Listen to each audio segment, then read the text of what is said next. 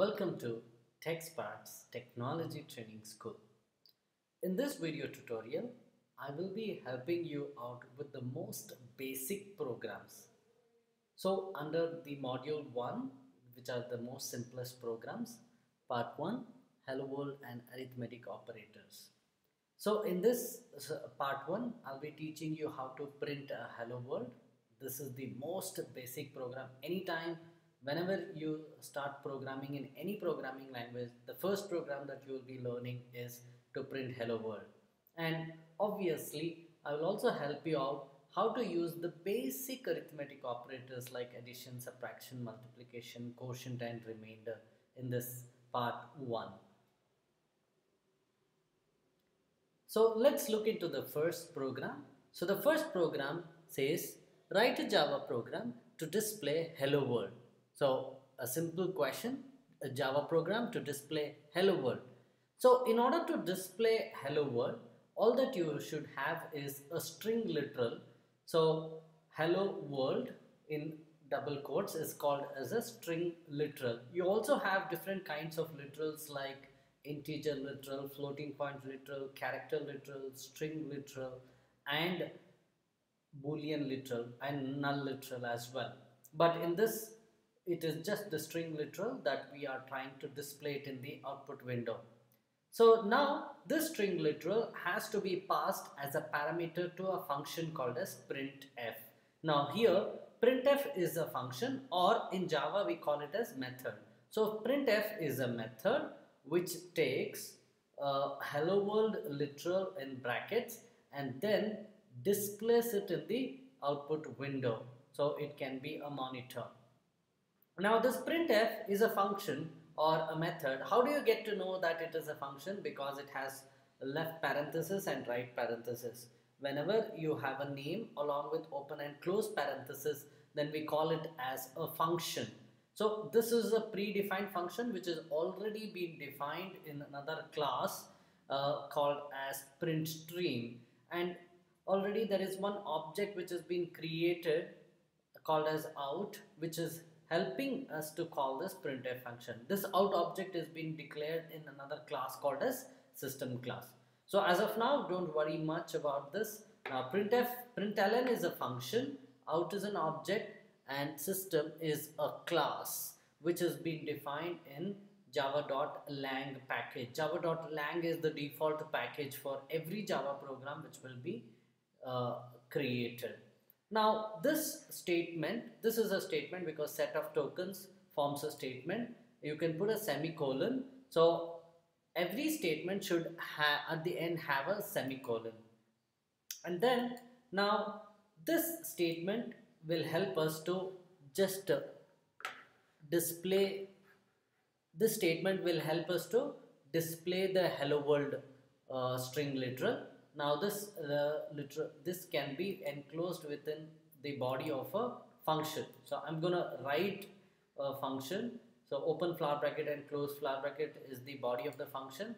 The first line of the function over here is public static void main string args. Now let's learn each one of them, but before that I just want you to understand println is also a function, main is also a function. Now what is the difference? Println is a predefined function, main is a function that we are defining right now. So main is a function which has function header, that is public static void main string args is the header, and then starting from open flower bracket till the close flower bracket is the body of the function.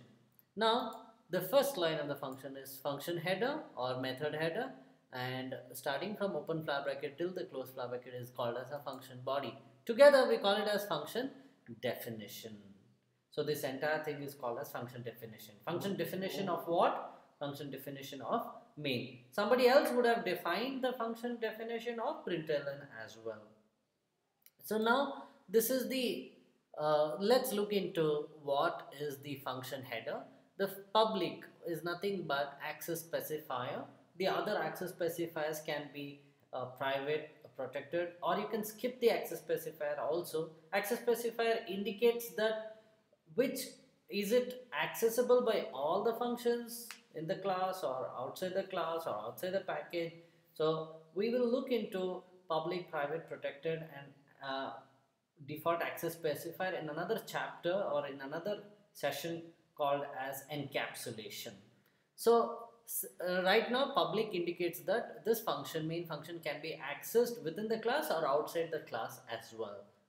So static is a modifier which makes this function accessible directly using the class. It's a modifier which helps you to call the function even without creating an object. Void is the return type. So it indicates what is the value that this function is returning. So since we are not returning any value, then the return type is void. So main is the name of the function or name of the method. Generally in Java we are supposed to call it as method, but because we come from the C++ background, so we could still call it as function. So it's absolutely fine. It will be used interchangeably, method or a function name. And then string args is nothing but the function parameter.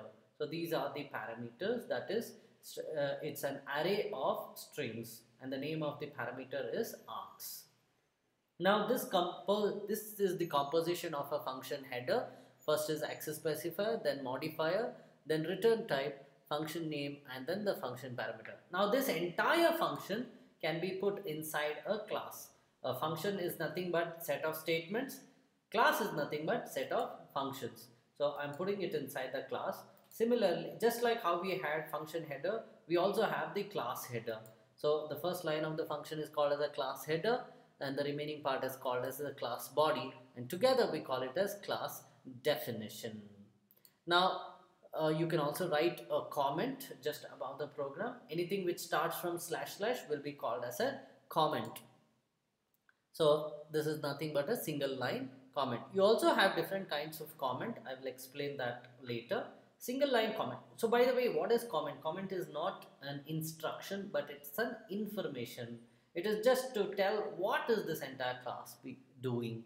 So now let's look into the first line of the class header. Basically class header. Public is nothing but the access specifier. Class is nothing but a keyword which is indicating that the next word is an identifier, which is nothing but the class name. Now hello world is the class name. So together it will look like this.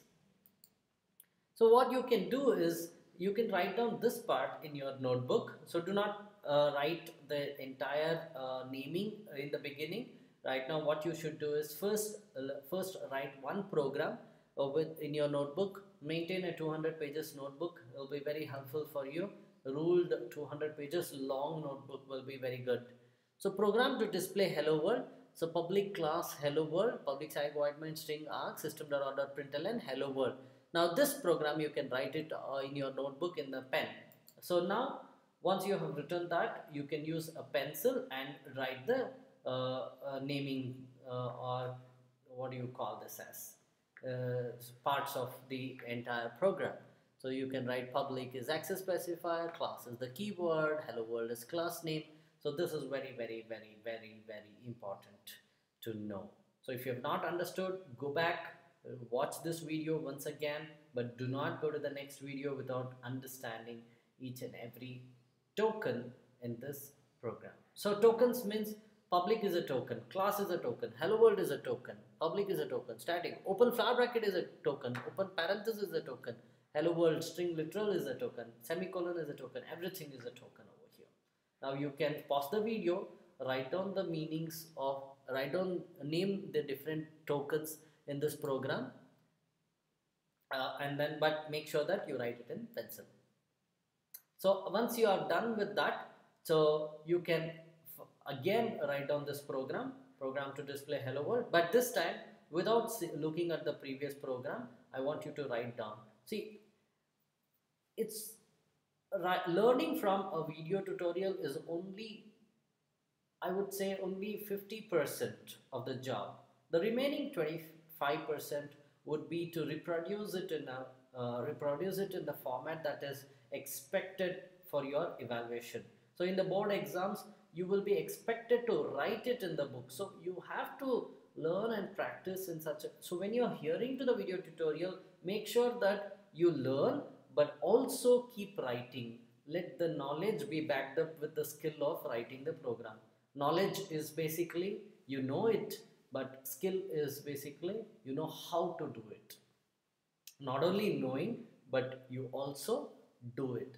So now you can write this program once again without looking at it. Once you are done, so you pause the video, write the program, and then come back, verify whether you have done. One of the mistake that you would do is you might write small s instead of capital S, so, and small capital P instead of small p. Java is case sensitive. Remember that before when you're doing the program.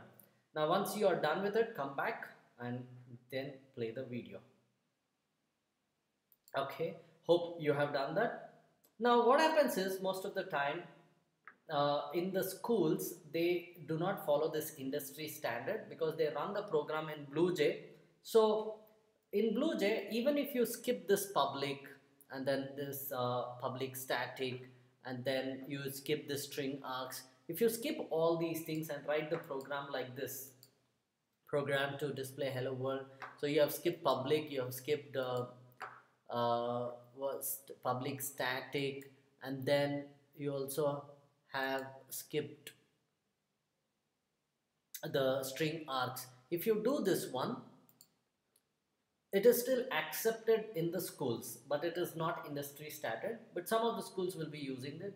I would prefer you not to follow this. You can follow this. But in your school, if they insist that you should follow what they teach, what the teachers teach, then go ahead. Don't keep fighting. Don't keep banging the head. But please understand, this is the right way of doing the programs. So this is also okay because it runs in BlueJ, and 10th standard, 9th standard, they expect you to write a program which can run on BlueJ. I hope it is clear. Don't get confused. Some of the schools they write everything. So they skip this public, they write class hello world, they write public static void, and skip the parameter as well. String args. So then this is how. So some of the schools will write like this. Some of the schools actually write public class hello world, public static void main without string args. So I'm absolutely fine with them. So don't get confused about how the structure of the program is. I have taught you what is the industry standard as well as what your schools might teach you. So don't get confused. It is just the function header and function class header. It is preferred to write the entire thing, that is public class hello world, public static void main string args, and then write whatever statements which is expected.